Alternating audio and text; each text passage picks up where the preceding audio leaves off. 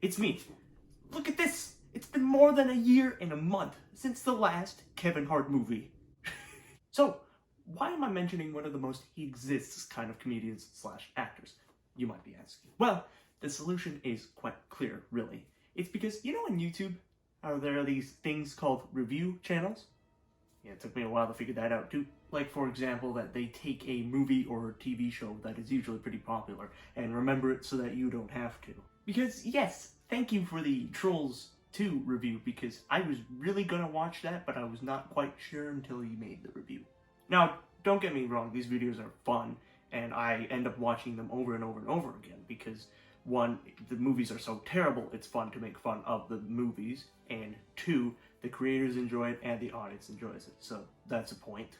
But I was thinking, maybe, just maybe, these videos are slightly overdone, just a bit. Like on YouTube, you'll search for the letter A and somebody will have done a full letter analysis on the letter A. Some idiot even tried to review just Spider-Man 2 by itself. That was awful. But what if we were to review a movie before the trailers and before it came out?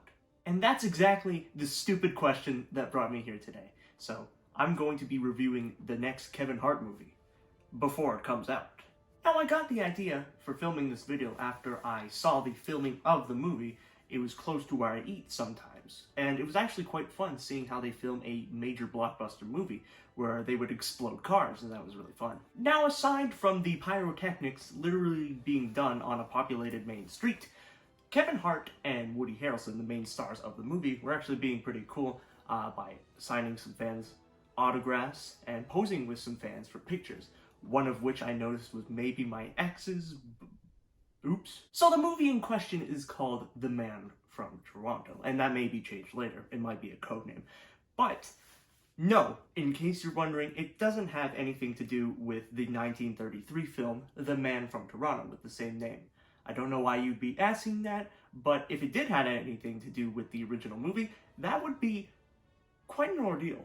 I'm just now realizing if they're the same thing, then this whole review will have been for nothing! Now, the premise for the whole movie follows loosely off of the description of Wikipedia, and it reads as an assassin is confused as a screw-up, and they are forced to team up after being swapped at an Airbnb or something along those lines. And I don't know about you, but I don't know which one is going to be the assassin and which one is going to be the screw-up. I just don't know. I don't know anymore. Now, no offense to Kevin Hart here. I actually find his performance quite hilarious sometimes, especially in big blockbuster movies such as Jumanji. That was pretty hilarious. But I do have to say, he suffers from one thing a lot of actors commonly suffer from in Hollywood a lot, and that's typecasting. Now, one example I like to use quite a lot is Christopher Lloyd, because name one movie where he doesn't play a psycho that's gone insane.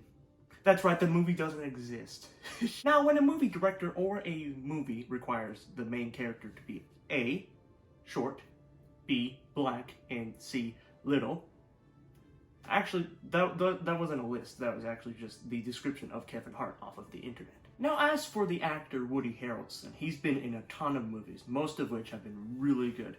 But one stuck out to me, and that's the movie Freebirds. Now, if this movie is anything like Freebirds, run. Alright, so with the basic plot pretty much established from the loose definitions of Wikipedia, I want to move on to a few of my predictions for the movie, which may or may not end up being true. Number 1, Kevin Hart will do the funny thing with his voice when something stupid happens. Like when he goes like, "What? What just happened?" Like in his funny Kevin Hart voice. When something stupid, comedic, or the plot calls for something hilarious to happen. That will definitely happen in the movie. I'm 100% sure. If that doesn't happen, I don't know. I couldn't go on living. This YouTube channel will be deleted.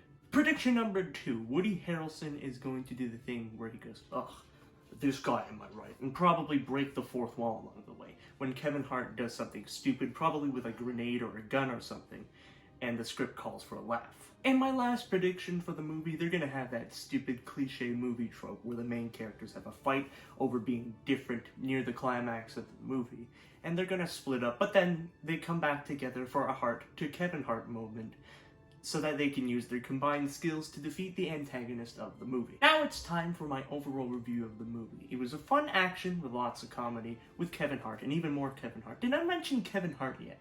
The cinematography was quite decent, and the movie being released in the future for me was pretty cool. There was that little inconsistency error, but it's easy to look over because it was nothing. It was basically that one thing. And that's why I'm gonna give the movie a safe 6.5 out of 10.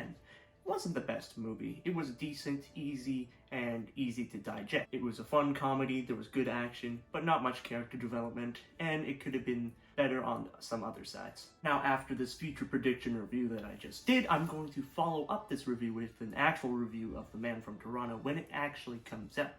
And I will see if my predictions in this video were correct, or if they're terribly wrong, which is probably what is going to happen. So until next time, and you better keep watching Kevin Hart. You don't want to make him angry.